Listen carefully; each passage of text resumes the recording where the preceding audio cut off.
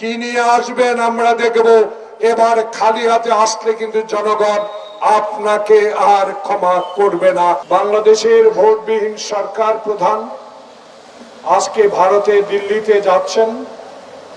নত জানু পররাষ্ট্র নীতি অবলম্বন করে যিনি আজকে ভারতে যাচ্ছেন, তার পূর্ব মুহূর্তে ভারতীয় রেল কর্তৃপক্ষ বাংলাদেশের স্বাধীন রাষ্ট্রের এই মাটির উপরে দিয়ে, ভূমির উপর দিয়ে রেল লাইন নির্মাণের যে প্রত্যয় ঘোষণা করেছেন, তার প্রতিবাদে আজকের এই প্রতিবাদ সভা।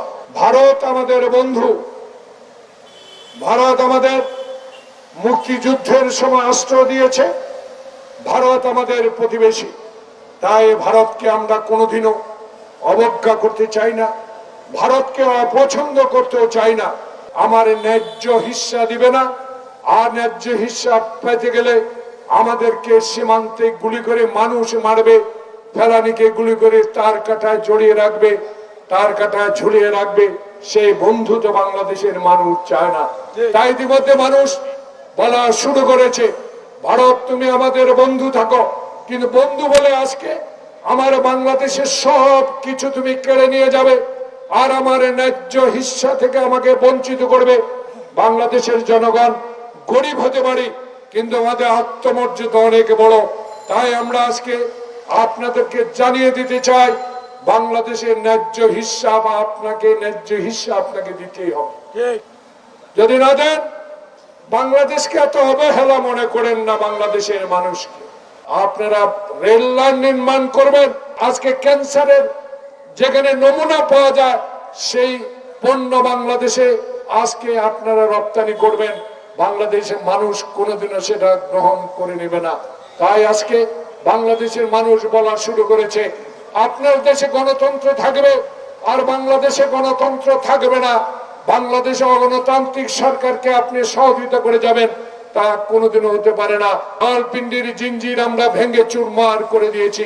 তাই বলে আজকে আবার দিল্লির আগ্রাসন মেনে নেব, বাংলাদেশের মানুষ কশ্চিন কালেও সেটা গ্রহণ করবে না, জীবন থাকতেও সেটা গ্রহণ করতে দেওয়া হবে না।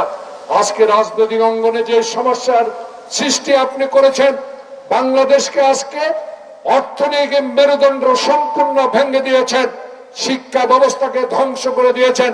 এই ইন্ডিয়ান প্রীতি সরকারের বিরুদ্ধে বাংলাদেশের এই নাগরিক পরিষদ আপনাদেরকে আহ্বান জানাবো, আমাদের জীবন থাকতেও তাদের এই অন্যায় অত্যাচার গ্রহণ করা হবে না। কিছু সংখ্যক আমলা, কিছু সংখ্যক পুলিশ কর্মকর্তা দিয়ে যারা বাংলাদেশে আজকে অন্যায় ভাবে বিরোধী দলকে দমন করার কাজে নিয়োজিত, তার প্রমাণ বেনজির, তার প্রমাণ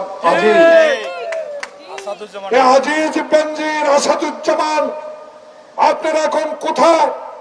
আপনারা যাকে সহযোগিতা করেছেন বিনা ভোটে এমপি হতে, মন্ত্রী হতে, রাষ্ট্র পরিচালনা করতে, তারাই আজকে বলে আপনাদের বিচার করা হবে। তাই আহ্বান জানাবো, যারা এখনো দুর্নীতিবাজ আমলা এখনো চাকরিতে আছেন, অনুগ্রহ করে তাদের লিস্ট বাংলাদেশে তুলে ধরুন। চাকরি গেলে, অফিসারে গেলে বলবেন তার বিচারের আওতায় হবে। এখন কেন করা হচ্ছে না? এখন কেন তাদের নাম প্রকাশ করা হচ্ছে না? সরকার প্রধান আজকে আবার দিল্লি যাবেন, কি নিয়ে আসবেন আমরা দেখব। এবার খালি হাতে আসলে কিন্তু জনগণ আপনাকে আর ক্ষমা করবে না। রাজনৈতিক ভাবে আপনার বিরুদ্ধে প্রতিরোধ গড়ে তোলা হবে।